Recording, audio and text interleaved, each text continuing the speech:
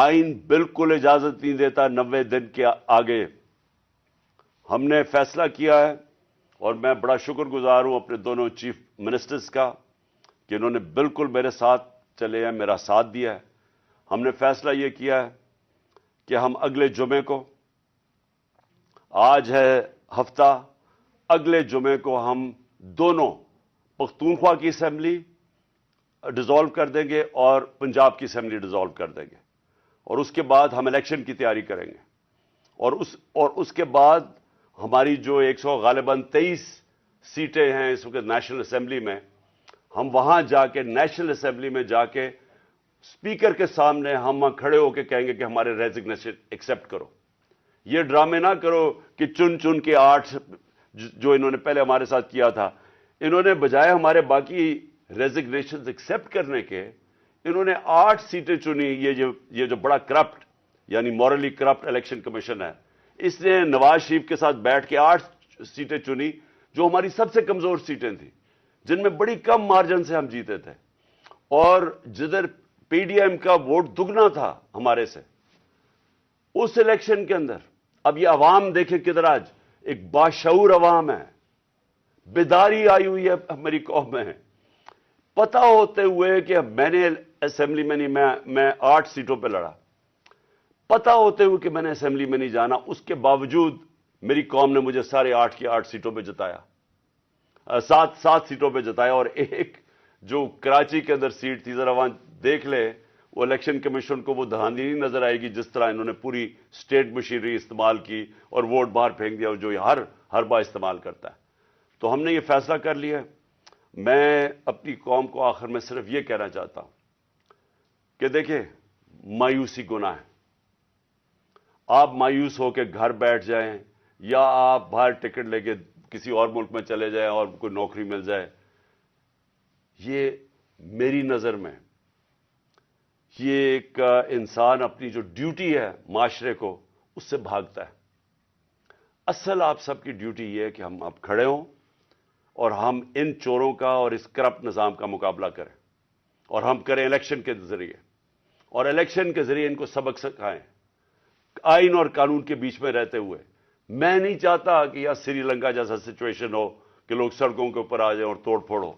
میں چاہتا ہوں کہ ہم الیکشن کے ذریعے ان کو شکست دیں, اور ان کو ایسی شکست دیں کہ یہ ہمیشہ کے لیے ان چوروں کا نام و نشان یہاں سے چلا جائے.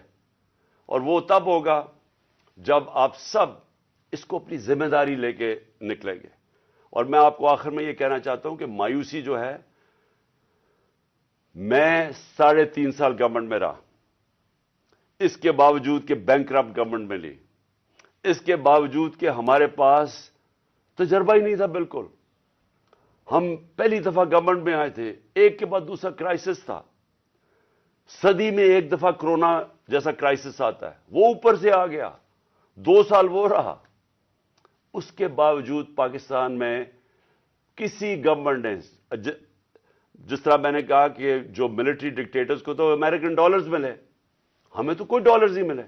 سب سے بہترین ہماری اکنامک پرفارمنس تھی. اس سب کے باوجود اب ہم سمجھ گئے ہیں, مجھے تیسرے اور چوتھے سال میں پوری سمجھ آ گئی کہ یہ گورنمنٹ چلتی کیسے ہے.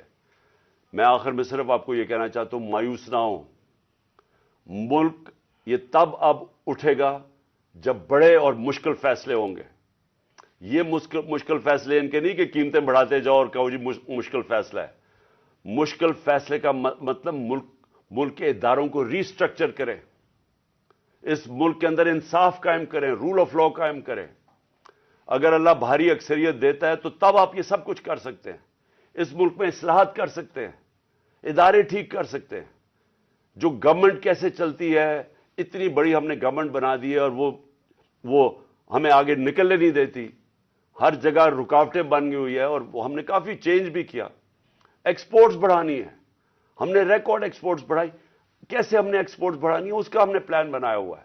اسمال اور میڈیم انڈسٹری کو کیسے کھڑا کرنا ہے جو اصل روزگار دیتی ہے اور دولت میں اضافہ ہوتا ہے. اپنی ایگریکلچر جو زراعت ہے, ہم نے چائنا سے بات کر چکے تھے کہ نئی ٹیکنالوجی ہم لے کے آئیں. بدقسمتی سے کرونا کی وجہ سے 2 سال چائنا بند ہو گیا.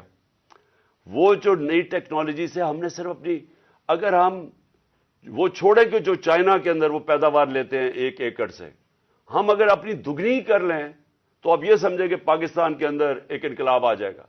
میں آخر میں یہ کہنا چاہتا ہوں کہ کوئی مایوس ہونے کی کوئی ضرورت نہیں ہے۔